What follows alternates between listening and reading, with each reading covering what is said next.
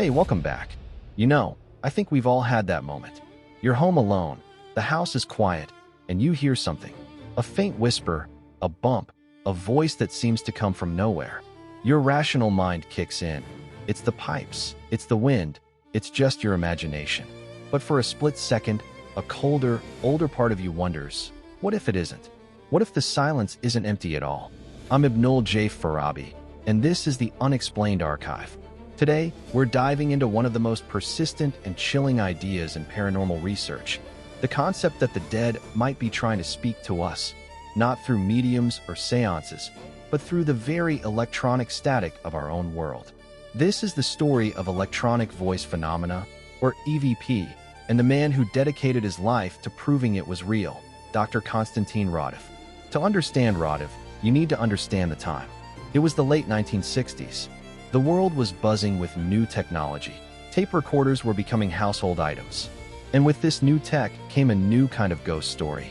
The story goes that in 1959, a Swedish painter and film producer named Friedrich Jürgenson went out into the woods to record bird songs. When he played the tape back, he heard something impossible. Beneath the chirps and rustles was a man's voice, speaking in Norwegian, discussing nocturnal bird songs. Jürgenson was alone. He became obsessed, conducting thousands of experiments, convinced he was capturing the voices of the dead. His work would fall into the hands of a man uniquely prepared to be convinced. Dr. Konstantin Raudive was a Latvian psychologist and philosopher, a man of letters and science, who had fled the Soviet occupation and lived in exile in Sweden. He was an intellectual, disciplined, and deeply affected by the trauma and displacement of war. When he learned of Jürgenson's work, he didn't dismiss it as fantasy. He saw a scientific puzzle, and he attacked it with a scholar's rigor. He began his own experiments, eventually recording over 100,000 audio samples, which he published in a 1968 book called Breakthrough, an amazing experiment in electronic communication with the dead. The Raudive method was specific. He would record in what he believed were acoustically dead rooms, often lining the space with foil to prevent interference. He'd use a simple reel-to-reel tape recorder, and he would record nothing. Or rather, he would record silence, or the white noise of an untuned radio band between stations. Then, he would play the tape back, sometimes at a slower speed, listening intently with headphones. And in that hiss and crackle, he claimed to hear voices. Not just random words, but direct responses to his questions, names, phrases, sometimes in multiple languages. He called them the voices. And he didn't just hear them alone. He had witnesses, other academics and translators, who would listen and corroborate what they heard. Now let's pause here. I'm an engineer by training, sitting here in my studio in New York, a world built on logic and measurable signals. My first instinct, and probably yours, is to look for the flaw. And critics have provided many. The primary explanation is apophenia. That's the human tendency to find meaningful patterns in random noise. Our brains are wired for it. We see faces in clouds. We hear our name in a crowded room. The chaotic sound of white noise is a perfect canvas for this. Once a phrase is suggested, it becomes almost impossible to not hear it. Another theory is radio interference, picking up snippets of broadcasts or CB radio, or simple tape artifacts, the imperfections of analog technology creating phantom sounds. But here's where Raudive's work gets under my skin, and why it's endured. He anticipated these arguments. He took steps to shield his recordings from radio waves. He used new, clean tapes, and the voices he documented often had bizarre, non-human acoustic qualities.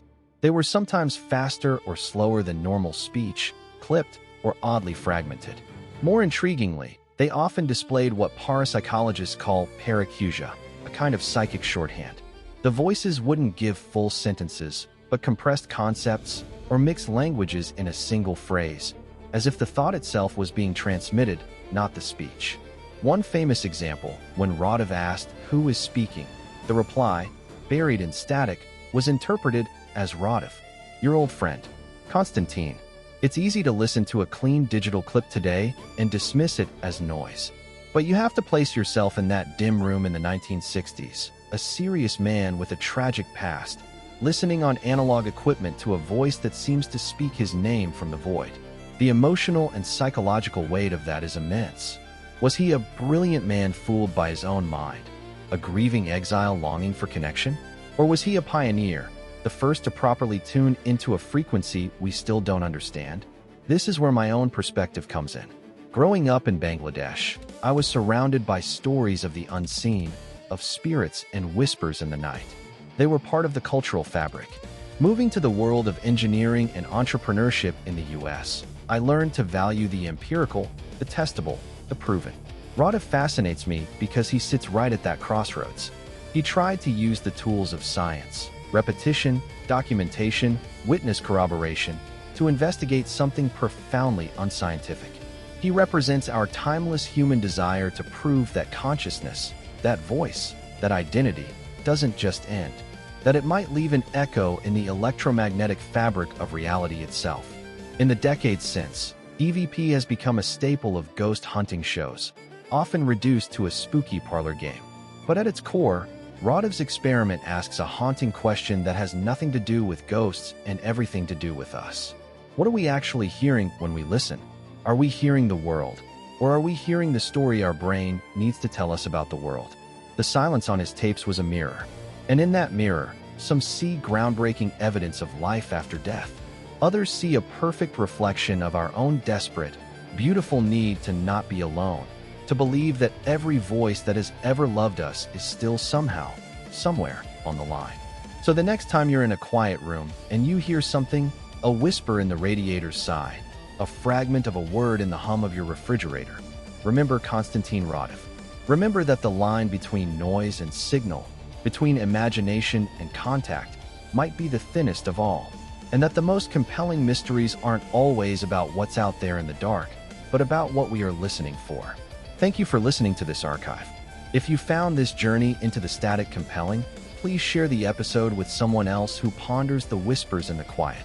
For more deep dives into life's enduring mysteries, subscribe to the Unexplained Archive wherever you get your podcasts. This is Ibnul J. Farabi for Light Not Studios. Until next time, keep listening.